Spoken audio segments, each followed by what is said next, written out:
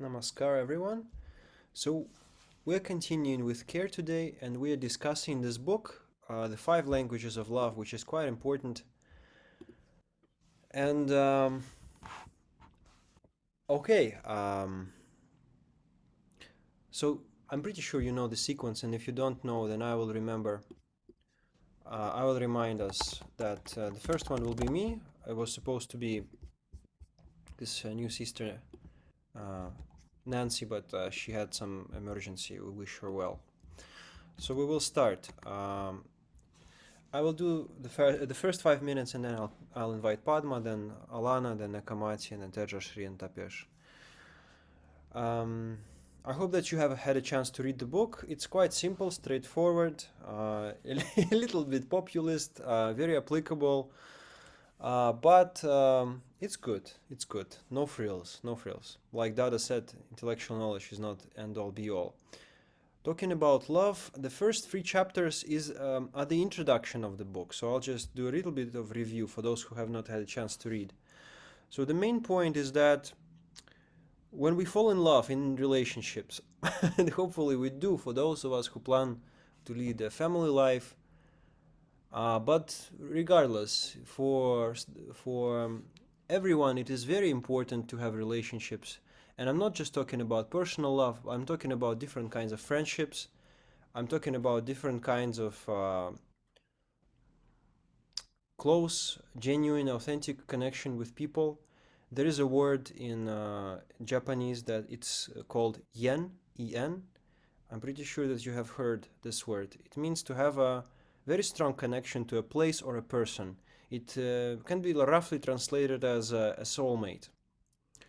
Having this, feeling when you meet somebody that you have probably met them in the previous lifetimes or something like this, or you are just so connected, you so understand them, and they so understand you that you feel this affiliation, the feeling of love.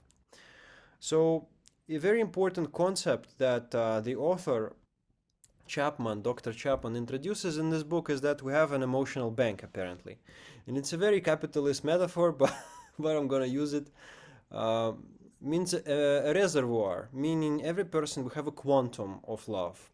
We have certain capacity of love. And of course, the more we do spiritual practice, the more this capacity becomes hopefully unlimited. But still, we are human beings. Our physical resources are limited. Our psychological resources or mental capacity, mental strength, vital force is greater. Our intellectual capacity is greater than the physical capacity. And even greater is our spiritual capacity to love, to accept, and to see the divine and supreme in everything and everyone. So, to put it simply, applicable to relationships, because we want to hopefully be better caretakers, better parents, better teachers, better students. It's very important to cultivate this ability to love, to accept. But our banking, how do you say, love banking account is limited, or it can wane, especially if we don't follow with our practices, if we don't follow spiritual discipline, if we don't take care properly of our needs, then it gets we run out of this capacity to love. Our bank is we become loving bankrupts, So in order to replenish, to renew, we do meditation, we do sadhana, we follow yama niyama, we do all of those practices. And we take care of ourselves, self-care. How many of you, and you should be honest, have been doing this diary or journal, the care journal? Who has been regular with it? I started 2 days ago. Sorry about that. Very good, very good. You're doing great, great, Pesh. Marina is doing very nice. Anybody else? Akamati, Tajashri, Aravinda. My routine is the same, so it's every day is the same thing. So there is not much to write. But still, you should. I encourage you to write. Be specific, even if it's repetitive. Please note, because then you will understand, then your awareness will increase, and then hopefully you will even change and some explore new ways of self-care. Please do, and also caring about others, community, and everything. So, for example, you shared the post today, for invitation for meditation, and Marina has posted the new video by Radha Sadananda. So you've done us some very good service, in the community. And Japesh read Swadhyaya. So all of those things are seemingly simple, but no. Ekamati, please. No, unfortunately, I didn't start this journal yet, but I'm going to. I think it's a really good idea. I did practice it some time ago when I participated in a collective practice by meditation steps, like online retreat or something like that, right? So I did practice that for about 2 weeks, but then I stopped. Unfortunately, I think I will, continue this practice next week probably. No It problem. does require time and a It's, discipline. I would say don't overcomplicate it. Let's keep it to 5 minutes per day. There's no need to write lengthy journal. 5 minutes just in the end of the day. Simple general things, you know? Yeah. But I have to be also more regular. I will, I encourage us all. So okay, actually I will do that. Starting from today for the next 3 weeks, every day for 3 to 5 minutes I'll do the care journal. How Let's make about it that? our collective challenge. It's a challenge. So let's go with me. I will take this challenge. Vidya Devi, have you had the chance to do that? Aditya, Ravinda? Padma, go ahead. Oh yeah. No, I'm listening. I'm enjoying that. Yeah. I've been writing actually. It's not like me, but I keep thinking, oh, Nirmal said we had to do this, so so I'm trying to do that. It's interesting. The first 2 days, I just didn't know what to write because I felt like what Tejashi said. I felt like a lot of things were routine, and I had to eventually stop and think. A lot of things that we do routinely we actually take care of other people a whole lot than we take care of ourselves. I'm a psychiatrist, I'm a physician, so that's my job to take care of other people, and then I come home and do the same. So I had to think about what I do for myself. And since I started thinking about it more, I started going to yoga class more regularly. Very good. Great. You see, it's a very interesting Yeah. observation. They call it phenomenological view. Phenomenology is it's like mindfulness. It's attention to what's happening, to phenomenon. I comb my Mhm. hair, I brush my hair, I wash my clothes, I make porridge for my children. If we pay attention to those little things, you'll be imagined. It's not going to be static anymore. Those are very important things. Acknowledgments. It's a very important skill to acknowledge those things. You will see. We have to. This is a very important exercise. We are increasing our awareness, our capacity to acknowledge those things and to communicate them. So please take this exercise seriously, and I will also take it seriously from today onwards. So let's do it. Anyways, this is everything for my section. I invite the second speaker to take lead. Padma, go ahead, please. Chapter 4 to 5.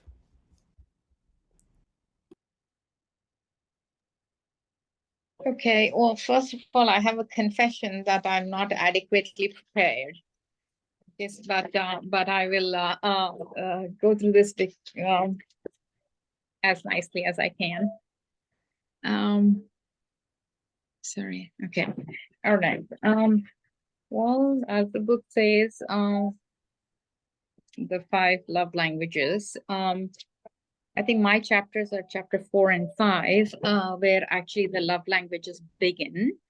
The first love language the author described as words of affirmation. What does that mean? It just means positive statements expressing or showing strong belief of what you're saying. And one of the first ways is compliments. Mark Twain, a writer, said that I can live 2 months on a good compliment. That means if one compliment is good for 2 months. So in a year, really, we need 6 compliments. So 6 compliments can get us through a whole year for an average person. And actually, that's not so hard. That's not so hard, but sometimes it is. How are ways to just in relationships and marriages, we take so many things for granted and just we keep living and forget some things. So he says to cultivate love, compliments are an easy way of doing things, or simple way, not easy, simple way of doing things. He says like just everyday compliments, like just you look so good, or some be genuine, not just flattery, like thank you for taking care of my mom, taking her to the doctor, I appreciate that. Or I love the way you play basketball with the kids, the kids are so happy. Or like everyday things, thank you for helping me with the dishes, or what a delicious meal on the table. Just small things like that. Now, what does that do? What do verbal compliments do? They are really, really great motivators, because we're doing everything every day just routinely, and somebody stopping and taking a moment to acknowledge that gives us more motivation to do the everyday things with more ease and with more love and with more interest, and not feel frustrated. So that's kind of the purpose of that. Now, there's a lot of stories the book says, but I probably will skip some of that in view of time. Or do you want me to go through that a little bit, Nirmal?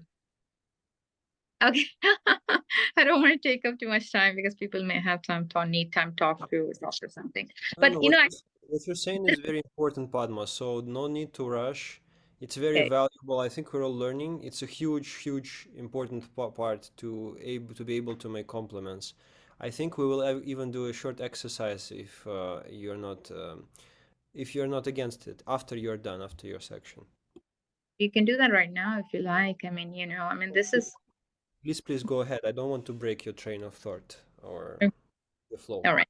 So this lovely story that the author describes, where there's this seemingly happy couple, but the wife is complains to the author, who's a psychologist. So she tells, I've been asking my husband to paint the wall, the bedroom, but he hasn't been. I've been telling him for months and months and months. And after talking to her a lot, then the author just says, stop telling him about the painting.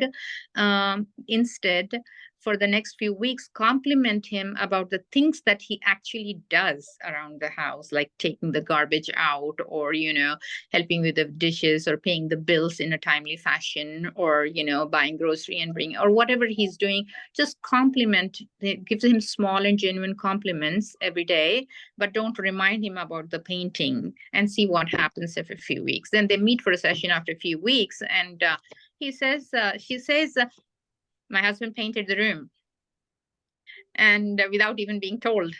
So what happened there is that shift in the mindset of the husband, because as long as he did all the things every day for years and didn't feel any appreciation, but only nagging, you didn't do this in a timely fashion, or you didn't do that, you didn't take the garbage out till it's rotten or smelling, or blah blah blah blah, nagging, but no compliments, that causes frustration and no motivation, lack of motivation to do anything.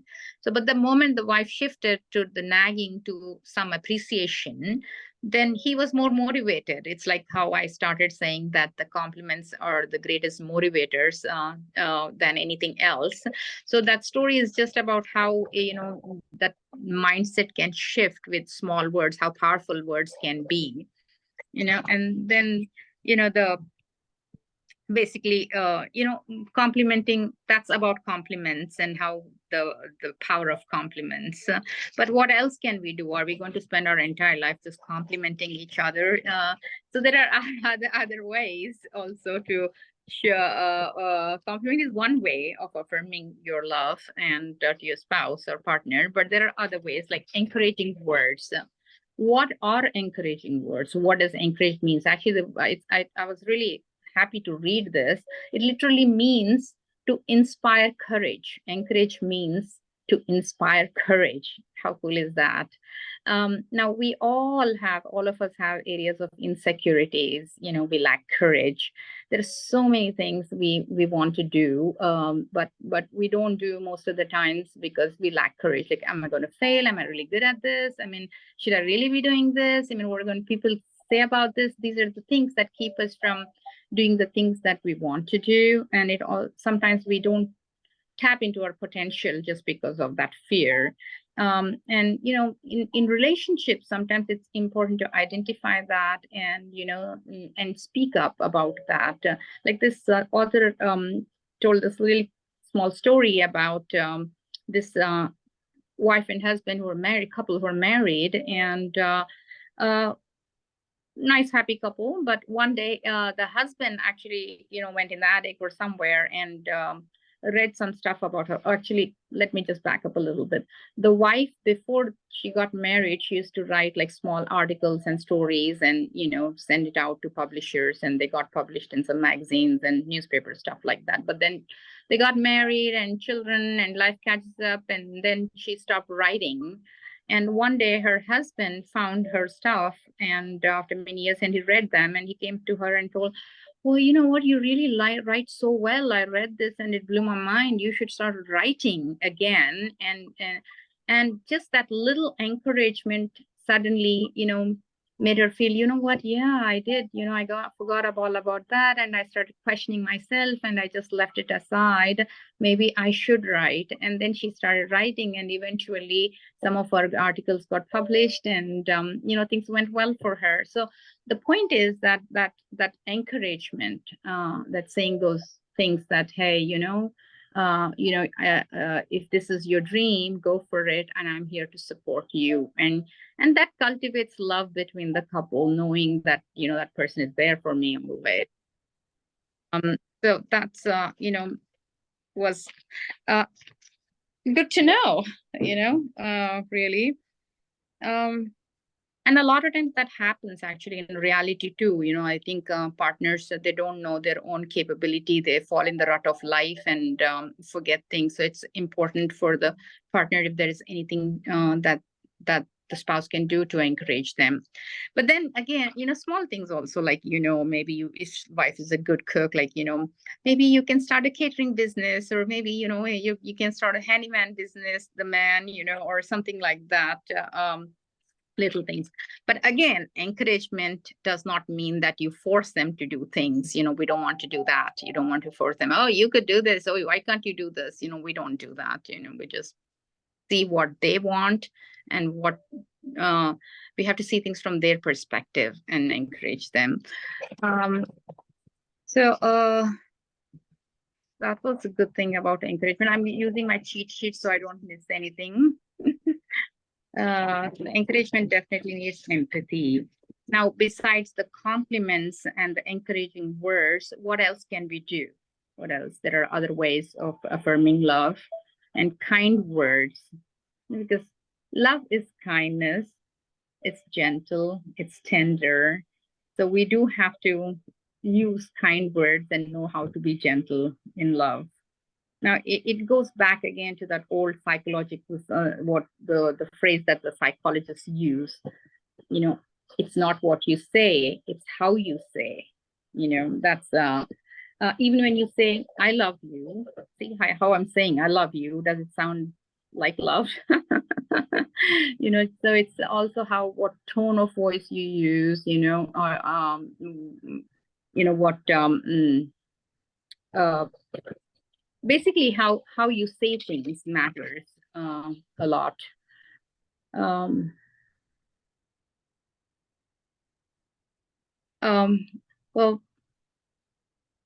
I think, yeah, it does then again, it comes to that same thing, what I said before. Are we always going to say nice things? I mean, is life like that? Like, I mean, can we have every day of our life for the rest of our lives just saying nice things to each other?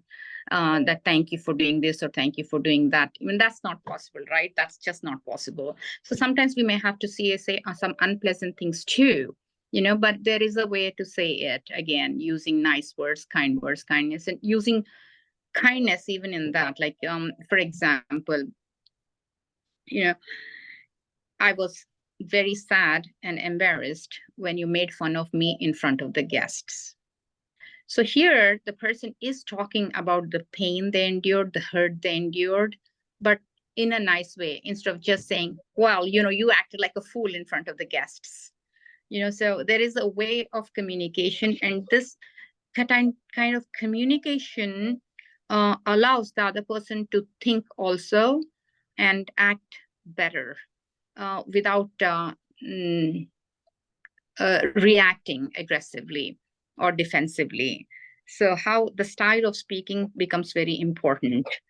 So that's what, like, he's talking about, the gentleness, you know, where you use the gentle and kind words.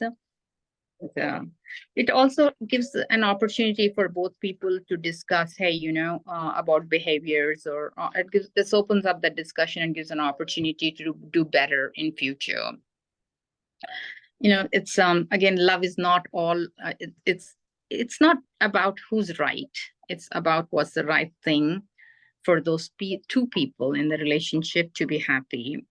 You know. So some of the suggestions the author makes is, you know, leave the past in the past.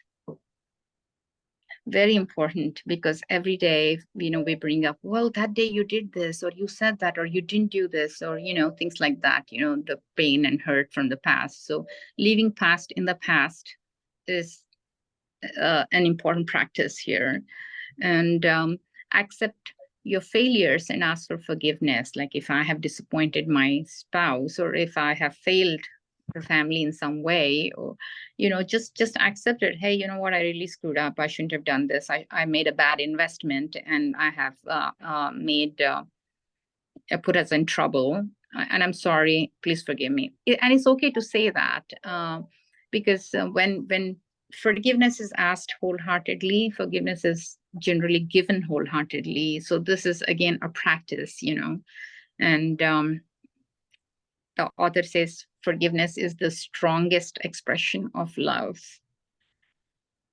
And I believe it too. I think it is. You know, because without forgiving, we can never move forward. I think we can pretend like things are okay, but they're really not when we don't forgive. In my opinion, again, and not the authors.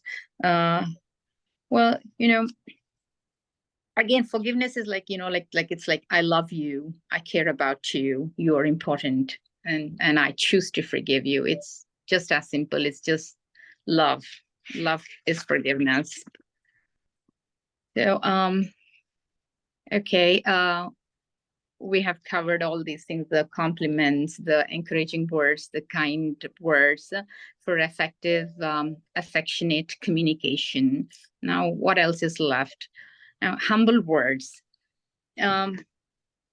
Making requests versus demands. That's what love requires us to do, to be humble and not demanding. You can never demand love. You cannot demand anything that and hope that will give me love.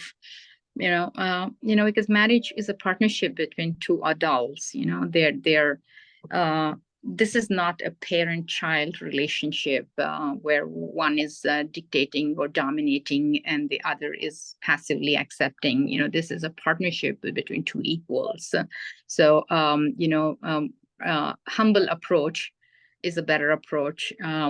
Like, you know, simple examples, like, you know, of everyday things that the author gives, like, you know, somebody saying, can you make that nice pasta for pasta tonight, like you make sometimes, versus, you know, saying, can we ever have anything decent to eat at home? You know, or, you know, just simple. It's how we speak, again, communication style. And, you know, requesting only doesn't make us any smaller. Requests just make request only seems that we're appreciating their hard work and their effort and what they're doing. That's all, and encourages the person again.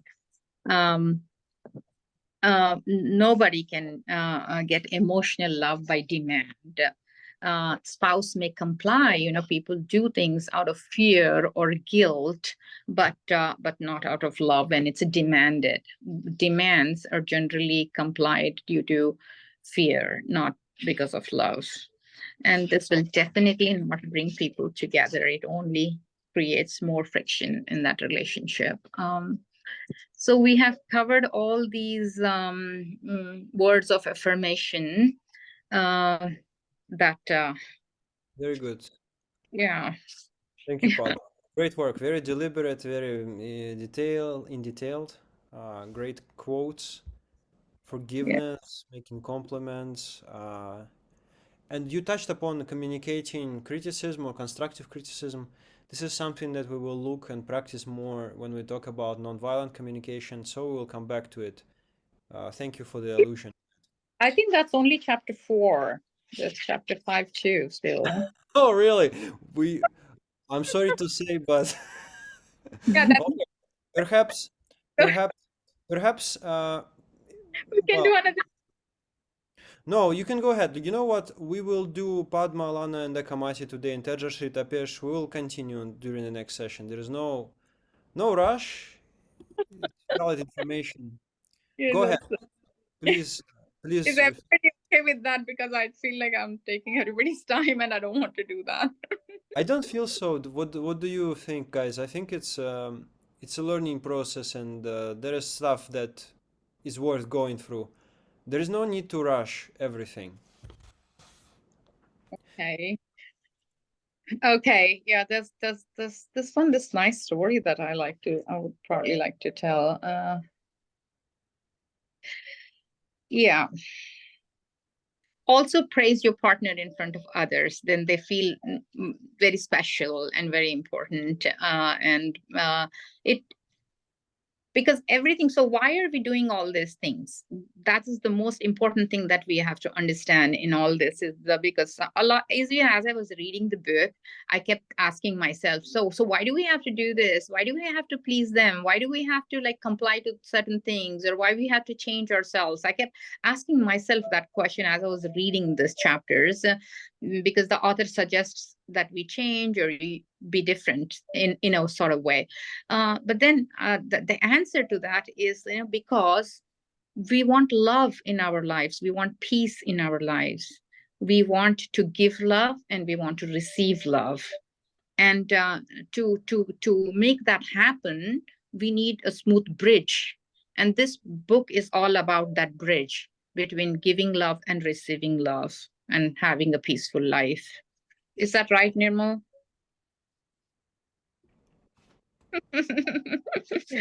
Bravo, Padma.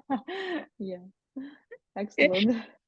All right. I really like your conclusion. Yeah, Sorry. I really like this conclusion which you made, because I thought the same thing when I read this book, because I recognized that the beloved and love, it's a very natural for not only for human beings but for all living beings, right? So this is the way how we can express the love and felt that we are beloved, right? So it's very good. Thank you. So this lovely story that bridges the love language 1 and love language 2. This is a really nice story. This is about a married couple, Allison and Mark. Married for a long time, have 2 children and all that. Mark stays busy with work, and he's an excellent provider, providing everything that the family wants. But he always felt very unappreciated by his work. He's like, I'm doing so much, but my wife has no appreciation for what I do. Now, Andrea, I think this is the wife's name is Allison. Andrea, I think, not Allison. Sorry, it's Andrea. Well, it doesn't matter. she is a homemaker and she's taking care of the house and the kids, and she's very frustrated with Mark that he won't spend any time with her. He has no time for the family, and she's frustrated. Now they both talk to our author, Gary Chapman, and Gary Chapman suggests that, why don't you use this love language, which is words of affirmation.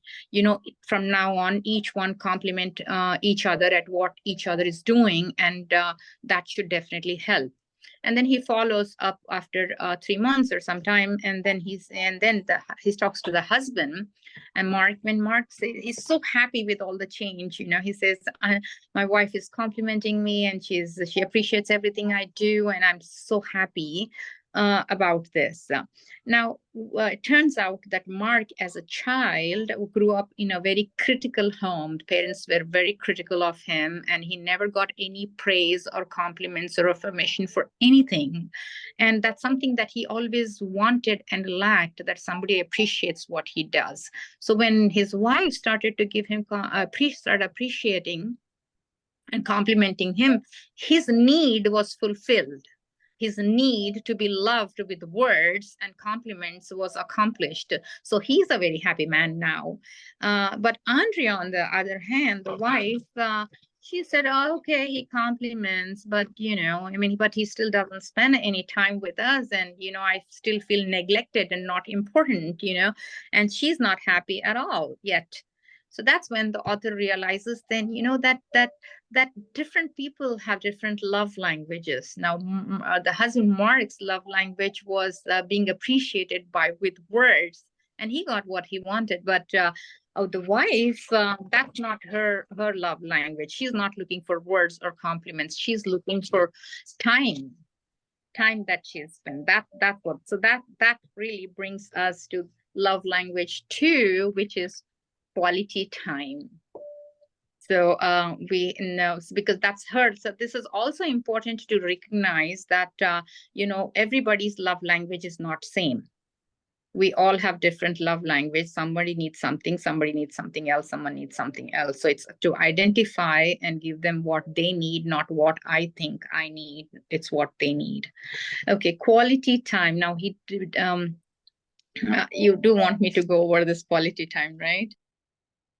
Okay, so is it chapter 5?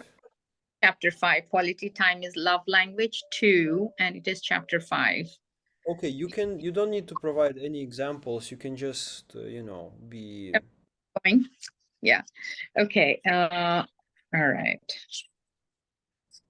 Yeah, this is the one I'm not so well prepared, but I will go through this. Yeah. Quality time, like the word says, it's just undivided attention. People need that. And what does that do? When somebody's asking you for quality time, what does it mean? I think this is important to know. That means that they actually want you. They want to be with you. They want to spend time with you. Being with you makes that person feel loved. So it's really that they really want you. Now, how do we accomplish this? Now, the author gives a couple of ideas. One of them is called focused attention. Means simply being with that person. Means when you're with that person, don't be on your phone, or don't be, cutting your vegetables, or, don't be doing something else. Just be with that person in that moment. It's not how much time you spend, it is quality. That's why I discuss quality. So if you're there spending 15 minutes with that person, be 15 minutes with that person only. That would be the ways. Now, second, he talks about quality conversation. What does quality conversation means? Means a sympathetic conversation. It's a little bit different from words of affirmation. Words of affirmation means, it's the things that we are saying, what compliments we're giving, what words we're using. Now, sympathetic conversation, quality conversations means it's what we're hearing, actually. So it's, it's about listening to them carefully, especially for their feelings. Actually, Nirmal, there's a small story I want to tell, because this is, I think, important here. Please let me share this story. It makes a lot of sense, So this married couple, this guy Patrick, 43 years old and married 17 years, comes to our author and says, hey, you know what, I just made the biggest mistake of my life, and I have lost my wife permanently, in the sense, not like death, but like her, maybe separation or something. So what he told is what led to that is that his wife would always come back from work and complain about work-related problems. This happened at work, they're harassing me, or they did this, all that about work.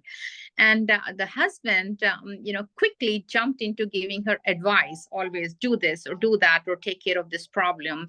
And but she wouldn't, and then she would come back and keep telling him the same problems, and he would say, you know what, if you're not going to listen to me, why are you telling me this problems? I'm just not going to listen to you anymore, we're done with this. And he would just walk away every time she opened that topic.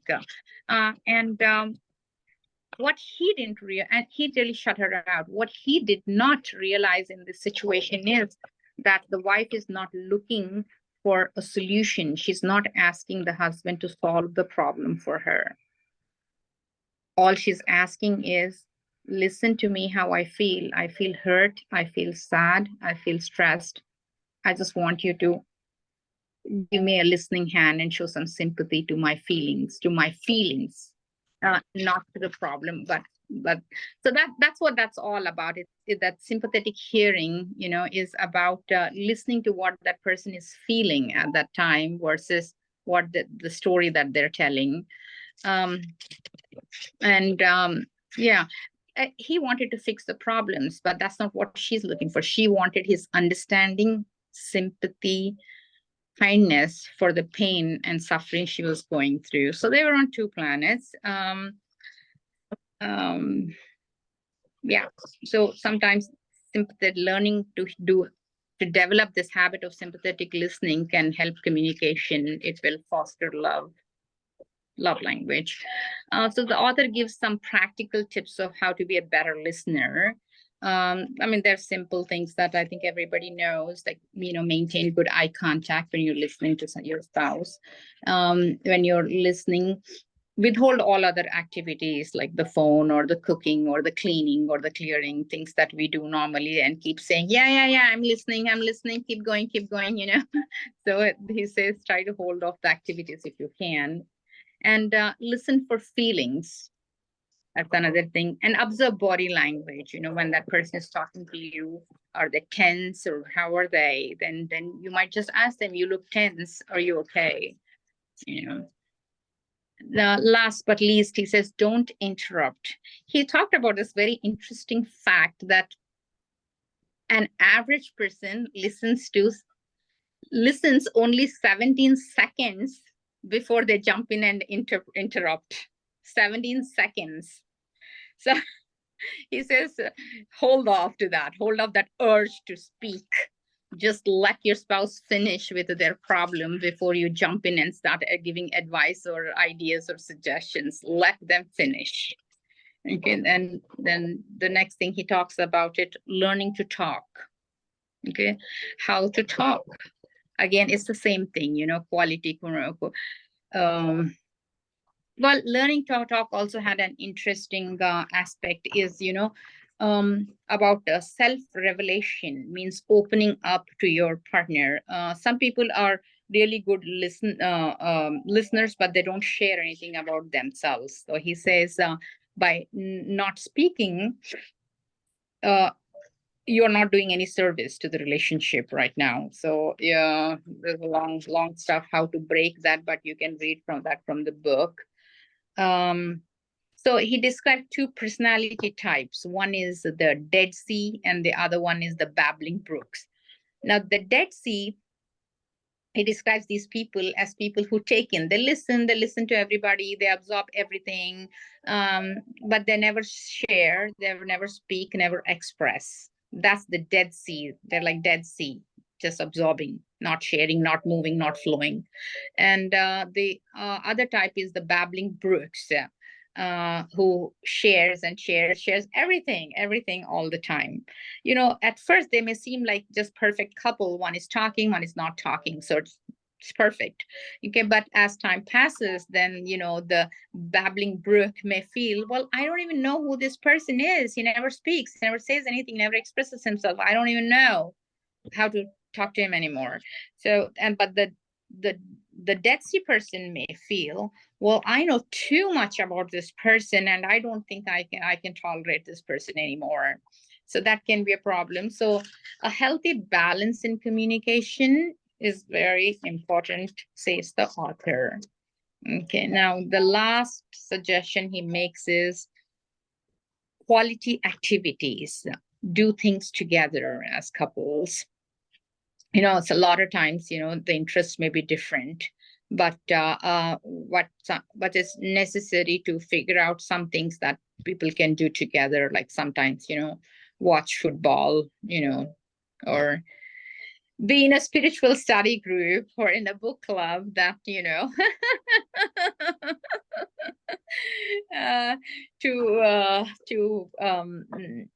it's just not, it's not as superficial as trying to please the other person, but it is actually that person is making that effort to value, to be part of what's important to the other person. And that increases their communication and connectivity, and also fosters love. So just trying to get involved in activities together, some quality activities, is also useful. And there's a big list of how you can do that in the book, but these are the things. So chapter 4 was about using words, and chapter 5 is about activities to do together. So that's that, 4 and 5. Thank you, and I'm sorry I took so much time. Well, it was natural. So, and you said it's important not to interrupt. So I tried to practice, and it was good. I think it's a lot of they're very dense, good chapters. So I don't think we will go into further chapters. So Alana and Akamati, I hope it's okay that next time you will take time. And I mean, if you are all comfortable, we can focus more on like say 4 chapters per one session. Maybe we're going to a very high pace, and it's good. I think it's worthwhile. Padma did a good job of covering all those good important points. So probably let's aim for chapters for Alana and Akamati for the next time. If you, how do you say, if each of you can take 10 minutes is fine. If each one can you take 15, it's okay. Um, if you can cover it, yeah, 10, 15, it's okay. I think it's worthwhile. So I suggest before we wrap up today, let's do this activity, practicing compliments. It's the language verbal is very important. So this is the first one. And as parents, as teachers, it's important to maintain it, because many people, their love language is well, verbal. Most people, like, I mean, whoever you are, whoever position or role you play in this life. So I suggest let's go around. I suggest we take one person, and everybody will be on this spot. It's called, I think, the activity is called compliment chair or something like it. So the idea is one person will be a complimentee, and everybody else will just go around and say maybe a word or just few compliment or acknowledgement of something good or constructive about the person, meaning not the appearance but conduct, or how do you say, character. So Padma was our champion today, so let's start with Padma. I think you are very thorough, complete, and diligent. Everybody please go around and say something. It's part of the class.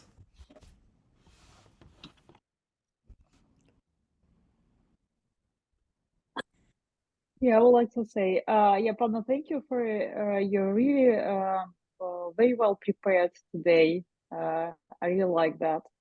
So you give us a very thorough explanation of these chapters. Yeah, initially you thought that you were not prepared, but you did sound very prepared and very detailed. So it is very clear that you're very intelligent and able to absorb and express information very clearly, very articulately. Thank you. Thank you so much, Padma. You did really great. I read the book long ago and I forgot completely what is the language quality time. And when you talk, I thought about my daughter. I think she had this language. Yeah, I kind of realized. So thank you so much.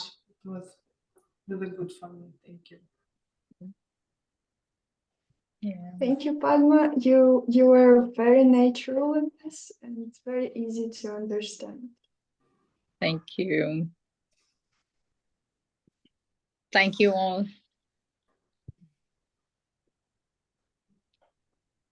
Okay. Anybody else?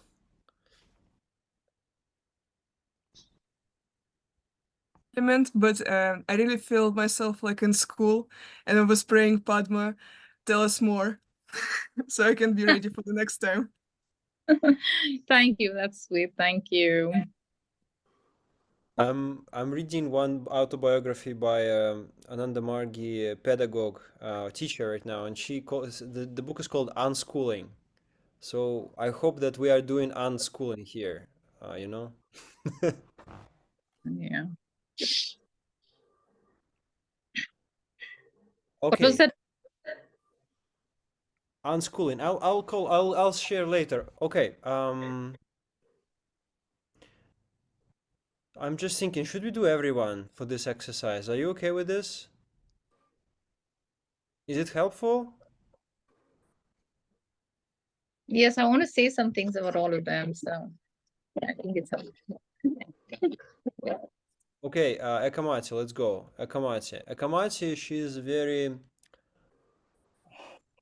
how do you say? You have this добросовестно, you know? How do you call it? Like you are well, firstly, you've created our online library. You've done really great work with supporting the arrival of DDs in Canada, and you're helping to help us create the online library in Russian for Ananda Marga and spirituality books. So thank you for that. Thank you. Yeah, Elena, I want to say I heard you speak before too, and one of the striking things about you is you're always so positive.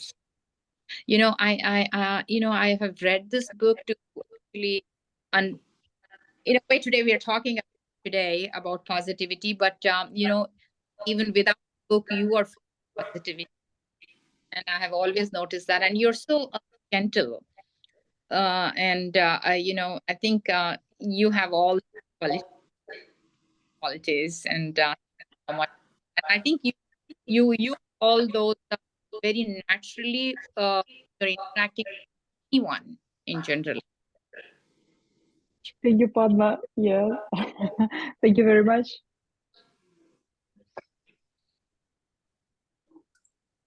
Yeah, I can say that Elena, she's she's very kind, and when we talk on Zoom, even my husband said, "You interrupting, Elena. Don't interrupt. She's talking very like how to say constructively, and you interrupting, and yeah." Thank you, Tajashi. I really like our Zoom meetings.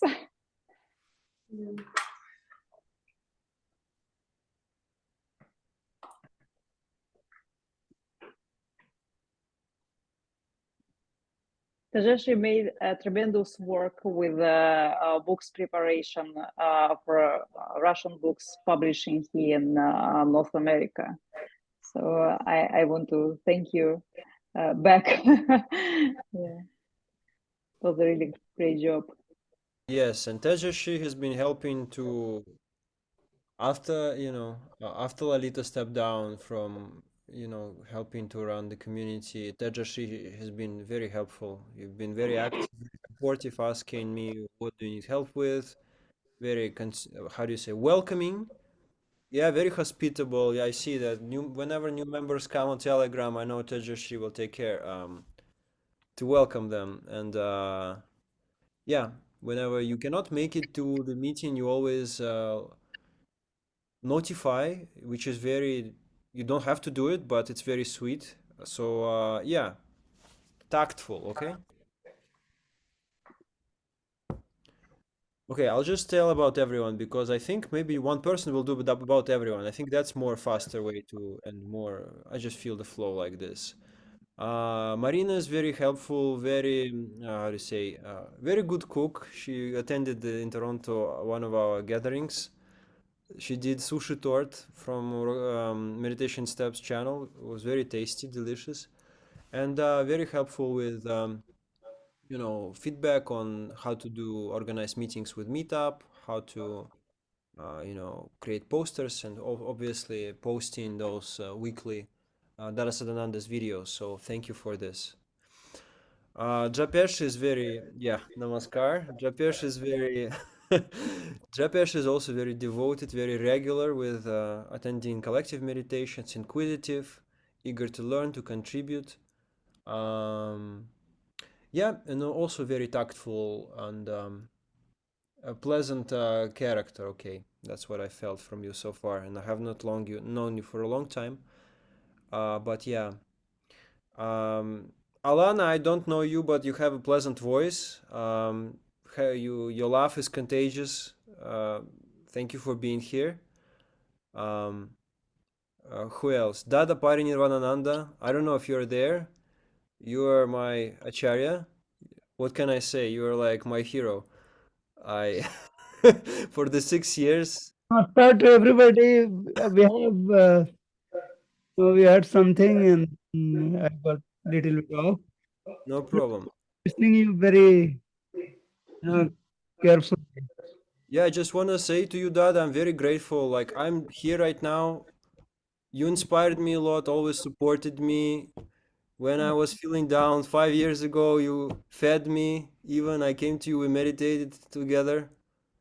You were gracious to give me Baba's lessons. What Okay. can I say? You've given me so much. I can never Hmm. give it back to you. Yeah. Yeah, can I say, Or something, is very old. uh, my name is Rashpal Thakur. I am in Huntsville, Alabama, and I'm hosting Dada's visit over here.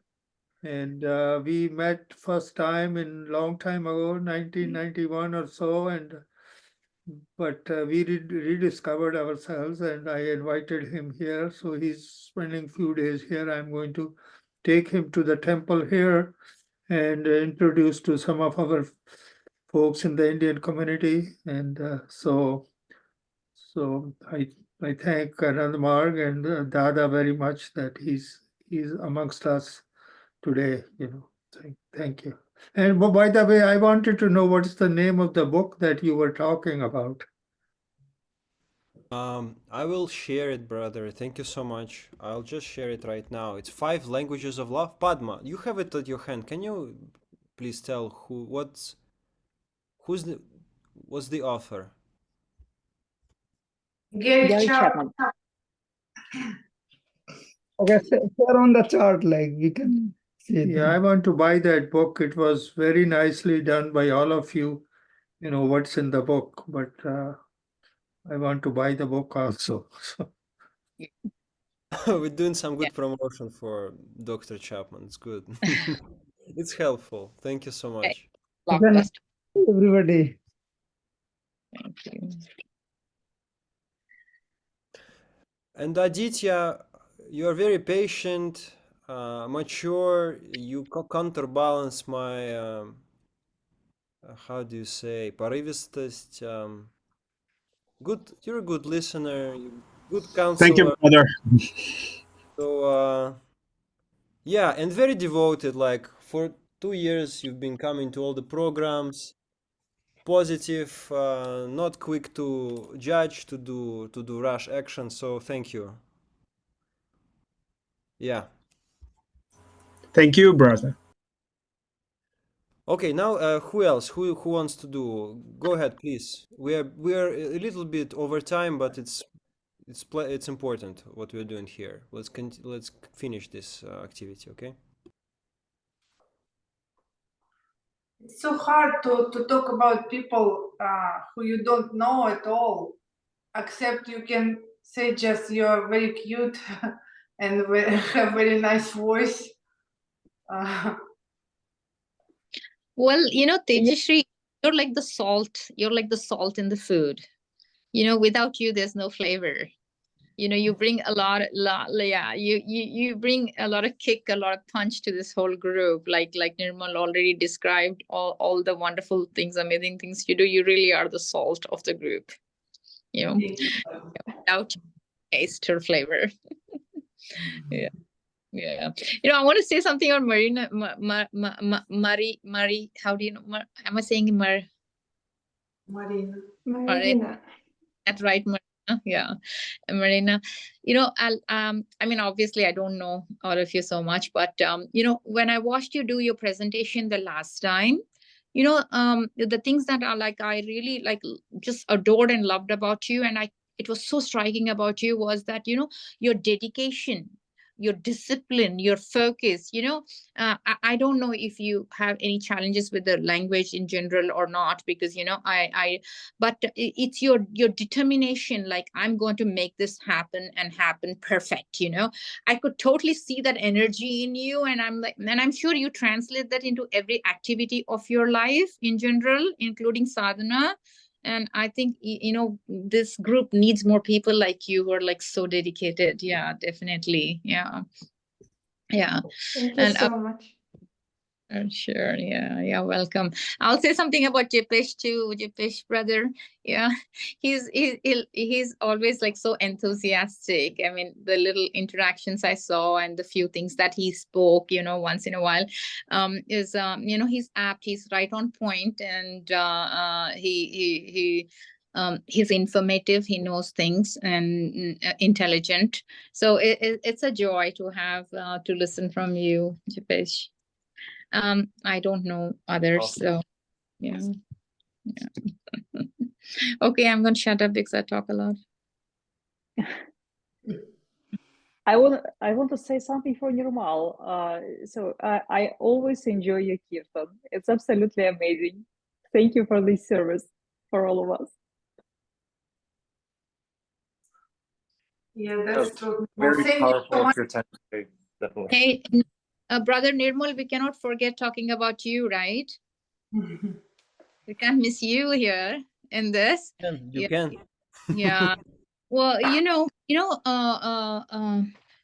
there's a saying in India, like, when you write 1 million, like one and all the zeros behind it for million, and they describe a very valuable person as the number one in the million, because when you take out that one, it's only zeros left. There's nothing. Zeros have no value, right? So this one number has so much value. So that's like you are the number one, Nirmal, brother. So without you, there's nothing. It's all zeros. So I can say the same thing for Dada Parinirvanananda. He's been like this for me, and all of this, number one, is our Baba, our guru, teacher, and ultimately God. But thank you so much. I do appreciate it. But I've learned it a lot. Like, even today I remember Dada Parinirvanananda, for a few years, he added me to this online group. We were doing this during COVID. I was so shy to do kirtan, to do the mantras recited, and he said, no, you lead sometime. Like, every 1 or 2 weeks, he would be pushing, and he helped really to push me to, cultivate this determination. So, there is this expression, we all stand on shoulders of giants, so let's not forget our giants in our life, our guardians, our parents, our acharyas, our guru. And yeah. It's a crazy, right? Where we're going right now with this meeting, it's crazy. Like this, we're tapping into gratitude somehow. And there was a really important study on gratitude. it's proven now, right now. Irrespective of religion, irrespective of worldview, gratitude is physiologically very beneficial. And this care, what we're doing, this practice is teaching us just that. Okay, so who is left? Let's let's bring it home, okay?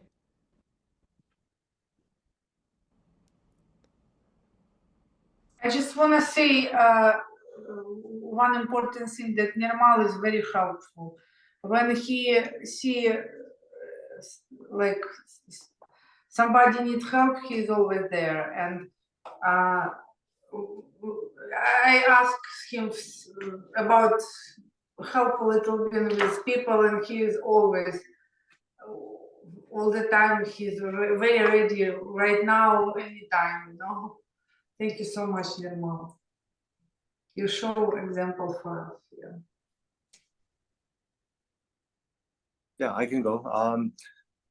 I don't know many of you personally, but Nirmal, I think natural leader, been very inspiring and very smart, dedicated, and all the collective meditations, the meetings we've had, he's definitely a motivating force that sort of seems like he brings everything together.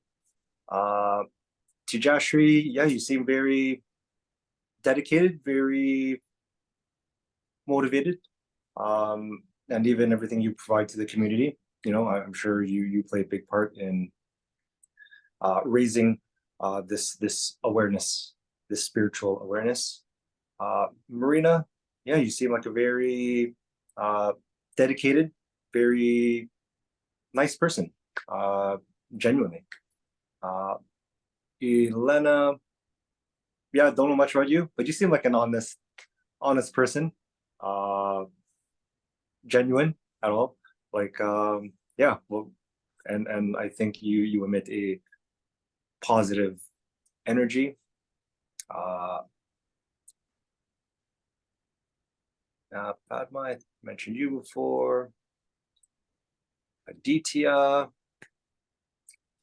yeah, very similar. He seems like a very honest guy, nice person. The interactions I've had with him, pleasant to be around. And who else is there? Yeah, I think that's it.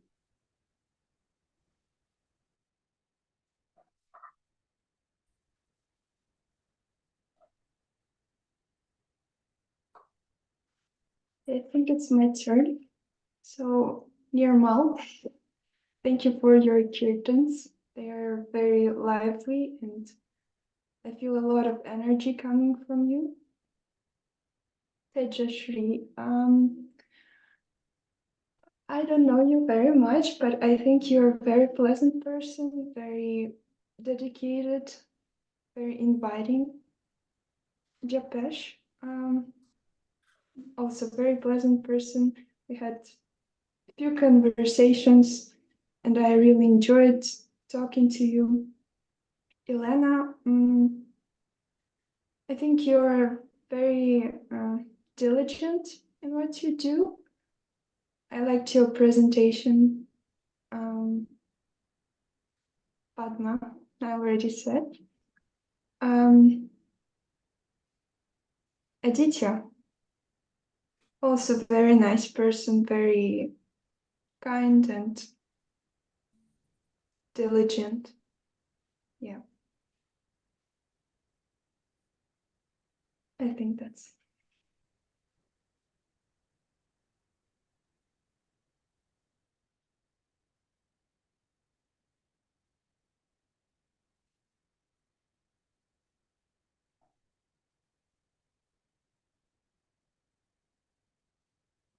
Okay, so anybody left, or?